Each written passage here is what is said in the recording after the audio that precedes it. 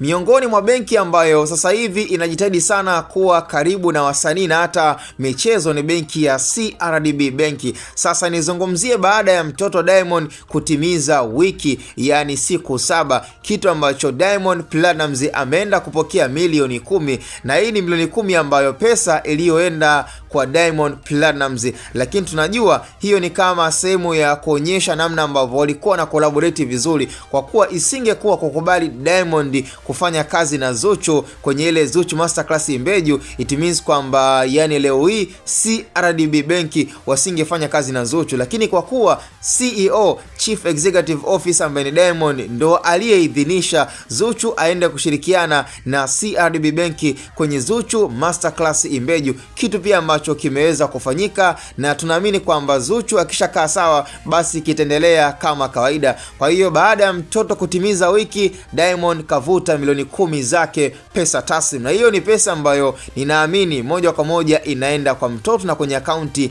ya mtoto. Sasa mpaka muda huu hapo jamani, tukianza kupiga hesabu pesa ambazo mtoto alipewa siku ya hospitali na mpaka hivi sasa, yani Diamond Platnumz ameshapata ada ya miaka, ameshapata mtaji wa mtoto kama ni biashara, na hata pia pesa za kuendelea kumwendeshea maisha yake huyu mtoto wa Diamond na Zuchu. Kwa hiyo yeye Diamond bwana kwenye hili atakuwa anatoa pesa tu ambazo ni za nje, lakini tayari ameshapata masponsor ambao wanajitolea kwenye kila idara, na ninaamini mtoto akifikia stage ya kuendelea kukua, huyu kama hatopata ubalozi wa nguo na maduka mbalimbali, basi huu utakuwa ni uongo. Lakini naamini huyu mtoto kadiri siku zinazozidi kwenda atakuja kuwa ni mtoto maarufu mwenye ushawishi na ambaye atalamba madili ya kutosha sana. Kwa hiyo kwenye hili Diamond amelamba karata dume sana, na ninaamini kabisa ndio maana Diamond alikuwa anafurahia sana kuona mtoto amepata ni wa kike, yani Tifa Dangote mwache akae huko Uganda, lakini hivi sasa